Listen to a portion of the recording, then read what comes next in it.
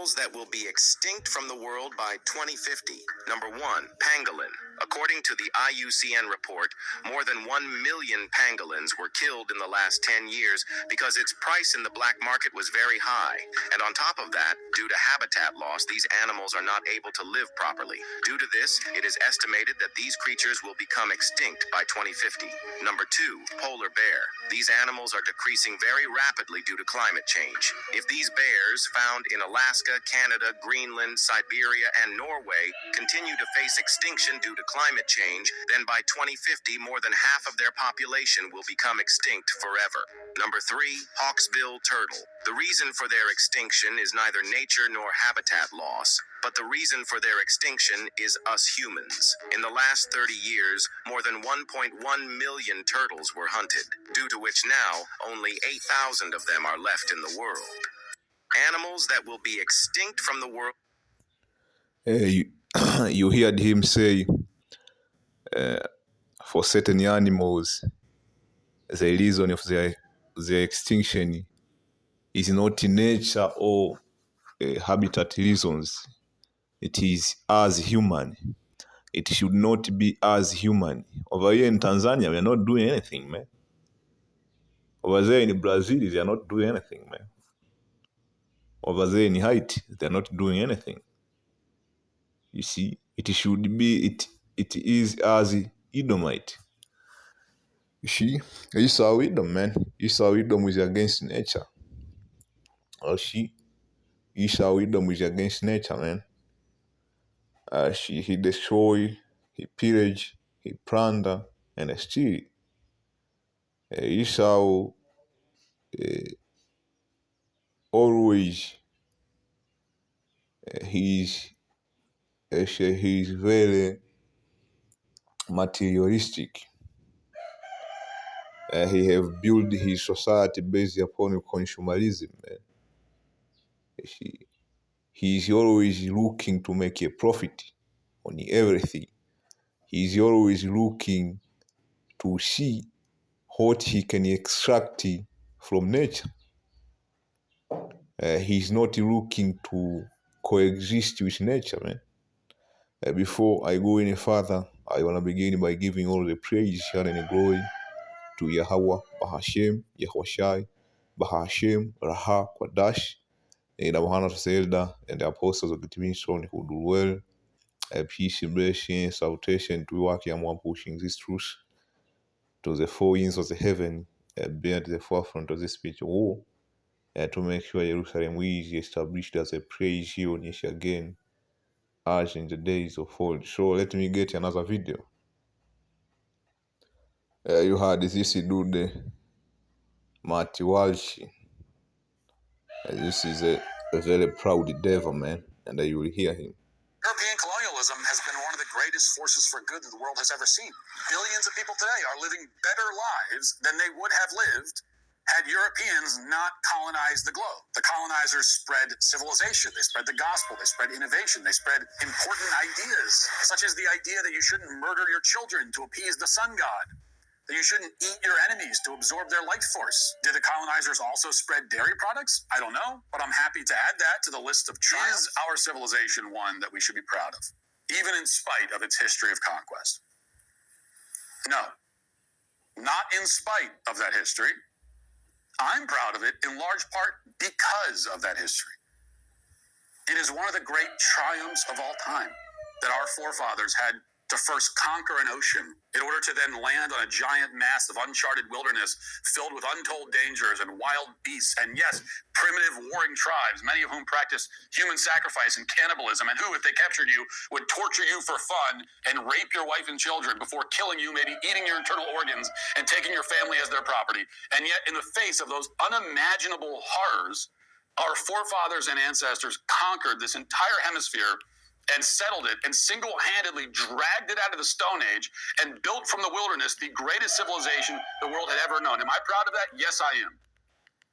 Now, the natives lived in the Americas for 20,000 years. And this is something that the left and the people who hate this country like to bring up all the time. Well, they were here for so long. Yeah, they were here for a long time. What did they do in that time? During that time, they never figured out the wheel. They never figured out written language. Most of them progressed hardly at all over the course of 200 centuries. They were still eating each other and living in tents, many of them. The great tribes of Mesoamerica had advanced the most, and by that I mean they had caught up to the ancient Egyptians by the time that the conquistadors showed up. They were building pyramids at a time when Europeans were using the printing press. Then European settlers arrived here, and in less than 3 centuries, they had established a nation. In another 70 or so years, that nation would stretch across the entire continent from one ocean to another. In another 50 years, they'd be digging a giant trench through the earth to physically connect one ocean to the other. At the same time, they would be building vehicles that can fly through the air. In another few decades, they'd be walking on the surface of the moon. Okay, these settlers took a wilderness sparsely inhabited by hostile Stone Age natives, and in a matter of a few centuries built the greatest, most advanced, most globally dominant nation the world has ever known. Am I proud of that? Oh yes, I am very proud of that. And I will always be proud of that. And I will never apologize for it. Period. White people have always been at war with nature. Listen to this, man. This is what I was explaining to you. But this seemingly looking white person, he could be a Jake. If his seed line goes back to Abraham, Isaac, and Jacob. But the point is, listen to him, how he explained the danger white people pose to creation, to the ecosystem, man, to the habitat, starting with as a human, to animals, to plant, to insect, because this insect or bacteria or virus, man, they play a crucial role into the so-called ecosystem, man. Or there is something known as the food chain. The relationship between different animals and how they do so to balance out nature. But Esau, he came in swinging, man. Like the cans of this earth he is, man. Sure.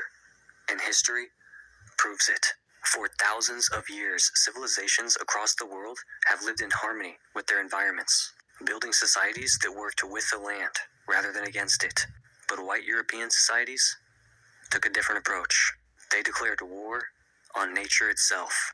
From deforestation to factory farming, from climate disasters to outright destruction of entire ecosystems, white societies have never treated the natural world as something to be preserved or respected, only as something to be conquered, extracted, and controlled. White people saw nature as an obstacle, not a home. Early European settlements were built on... That dude, he was speaking about the wilderness that they landed when they came from Europe to the New World. They landed on an uncharted wilderness to be conquered. You see, white people see nature as the obstacle, man, to be overcome, conquered. How can you overcome nature, man? You are supposed to coexist in harmony with nature so that you can prosper, so that nature can support you, man. Because we are not independent from nature, man. Your overall health is connected to nature. Your overall welfare is connected to nature, man. These different diseases and a pandemic, man, they come from that relationship being destroyed, man. Nature turning against you. That's why Esau is crying about climate change, he's crying about animal going extinct. But this devil, he can't change, man. He can't just do that. You see? He will continue and continue and continue until he is stopped. Environmental destruction. While indigenous societies in Africa, Asia, and the Americas built homes, farms, and cities in ways that worked with their environments, white Europeans raised forests, overhunted, and exhausted lands at unsustainable rates. White settlers in North America and Australia saw nature as something hostile that needed to be tamed, a mentality that led to rapid deforestation, soil depletion, and near extinction of countless species. Unlike African, Asian, and indigenous cultural techniques, which prioritized soil health, water preservation, and biodiversity, white European farming was built around short-term exploitation, leading to repeated environmental collapses. The climate was white people's first enemy. European history is filled with climate-related crises, from the Little Ice Age to mass famines. But instead of adapting, Europeans treated nature as something to be fought against. In contrast, many African and Asian civilizations built entire agricultural and irrigation systems to withstand droughts and floods, while white European societies barely survived their own winters. The entire colonization of the Americas was justified through environmental destruction. The land was only seen as valuable if it could be stripped down, fenced off, and turned into profit. White people did not master nature. They fought it, and in the process made their own environments worse. The Industrial Revolution was just organized environmental warfare. Europeans burned through forests, poisoned rivers, and polluted air at paces that no civilization had ever come close to before. Unlike African and Asian metallurgical techniques, which often integrated sustainable resource management, white Europeans tore through resources without a second thought, leading to mass deforestation and ecological collapse. White-run factories pumped so much pollution into the air that by the 19th You see that word ecological, it goes back to ecosystem.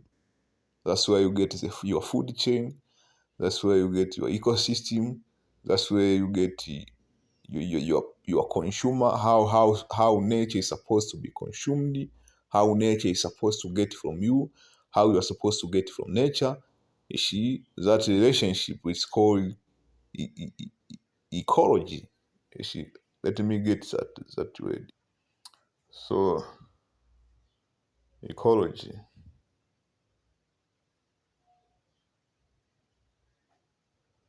ecology. So, ecology is a branch of biology that deals with the relationship of organization to one another, to their physical surrounding. See a simple definition of ecology. Ecology is the study of the relationship between living organisms, including human, and their physical environment. That's what ecology is, man. So let's go back to the video. White-run factories pumped so much pollution into the air that by the 19th century, entire cities were unlivable. European capitalism saw nature By the 9th century, man, there was so much carbon emission going on during the time of the Industrial Revolution, man. You see, so much emission, man. Over there in Europe, that's why Europe is fucked up, man. It's not arable. See, there was something known as if your land is arable. You can plant anything and do anything with it. Not arable. The new world I now is not arable. The American used to be a very fertile. It used to be a heaven on earth, man. It is finished and through because of who? Because of everything point to Esau. Our people are so simple they can't make that connection, but right now it is coming out. You see, it's coming out. something to be bought, sold,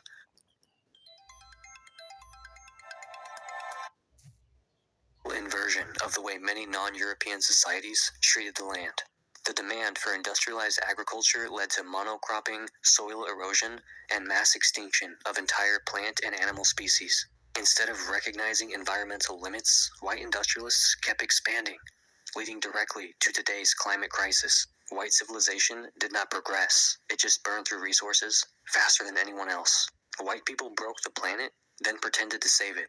The same white societies that led deforestation, pollution, and species extinction now act like they're the ones saving the planet. Western conservation Extinction of species. That's the first video you watched.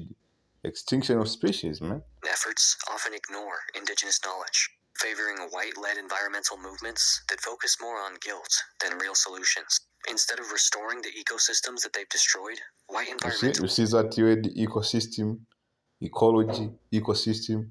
Those are words, biological words. push for solutions that maintain control, like carbon taxes that don't stop destruction. They just price it differently. Indigenous land management techniques like controlled burns, rotational grazing, and agroforestry were ignored by white scientists for centuries, despite their success. Traditional African and Asian water conservation methods kept entire civilizations thriving through harsh climates, while European-style industrial farming drained aquifers, and poisoned rivers. White conservationism often See, you see prioritizes that with the aquifer, you see? They say that the Amazon is the lung of the planet. It is the lung of the planet. It produces so much oxygen, man, for us to consume. Apart from the Amazon, you have the ocean, man. In the oceans, in this body of water, you have something known as the aquifer. You see? They produce a lot of oxygen, man. The ocean is the really lung of the planet, man.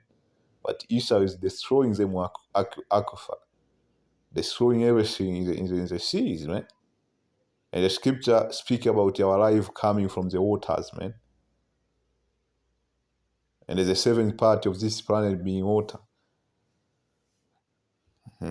saving landscapes for aesthetics rather than for the survival of ecosystems or people. White environmentalism isn't about saving the earth.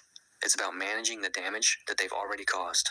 If white people were so advanced, why have they spent their entire history trying to survive against the planet instead of living with it? You see? So, so hey man, the planet, yes, is against these devils, man. See? It say this is Isaiah 24 and 4, it says the earth mourns and fades away. Because the earth got a spirit in itself, man. Nature got a spirit. And that spirit is not in sync with its wisdom spirit, man. You see?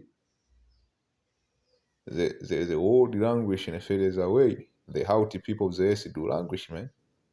See, because they have destroyed the planet, man. Isaiah 33 and 9 is the earth mourning language. Lebanon is ashamed, held down. Sharon is like a wilderness, and Bashan and Carmel shake off their fruit. You see? Jeremiah 4:28. For this shall the earth mourn, and the heaven above be black. You see? If the heaven are black, man, nothing will grow. Nothing we will get nothing from nature. Because I have spoken it, I have purposed it. I will not repent, neither will I turn back from it, man. You see?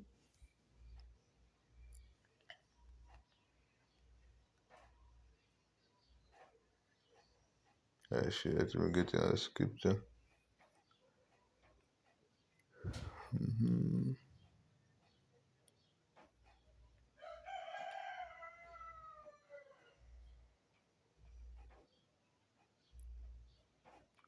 This is Revelation 11 and 18. And the nation were angry, thy last is come, and the time of the dead, that they should be judged, and that thou should give reward unto thy servant the prophet, and to the saint, and them that fear thy name, small, great, and they should destroy them which destroy the earth. So the Moshe is going to destroy them that destroy the earth, man. You see?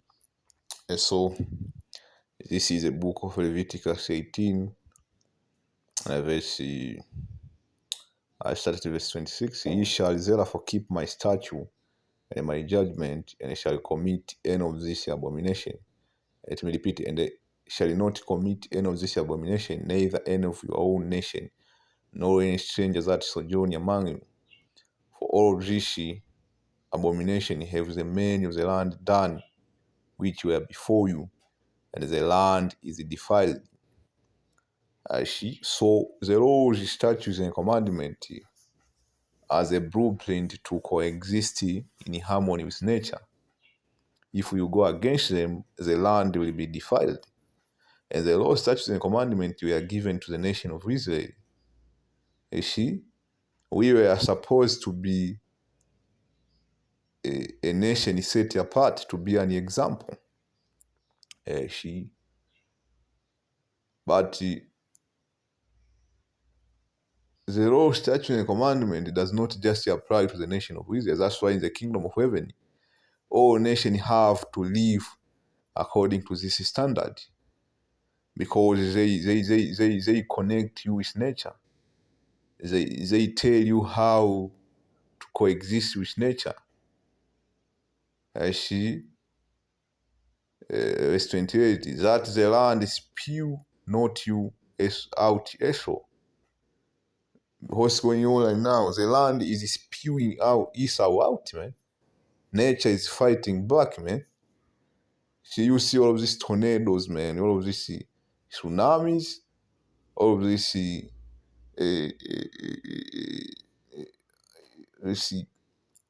ice, all this destruction, all these fires, man. Nature is fighting out. That's how nature spew you out. Not just Esau, it happened back in the day, which is this as a nation, when they were ruling. But with Esau is much more, because this is the devil, man. This is the counsel of this yes. When you defile it, but when you defile nature, it will spew you out. What's the land? The land is nature. It's talking about nature. See? Not just the physical land. It's talking about nature, it's talking about ecosystem, it's talking about ecology. It's talking about your food chain. You see? It's talking about all the harmonious relationship between species, man. You see? So if we don't treat nature right, using the laws, statutes, and commandments, it will spew you out. It has spewed many other nations, man. But Esau is worse, as it spewed out the nations that were before you. You see, for whosoever shall commit any of this abomination, even the soul that commits them shall be cut off from among their people. And that's the destiny of Esau. He'll be cut off from among the people, man. And she saw which is this, man. I hope you are edified. On to the next thing. Shalom.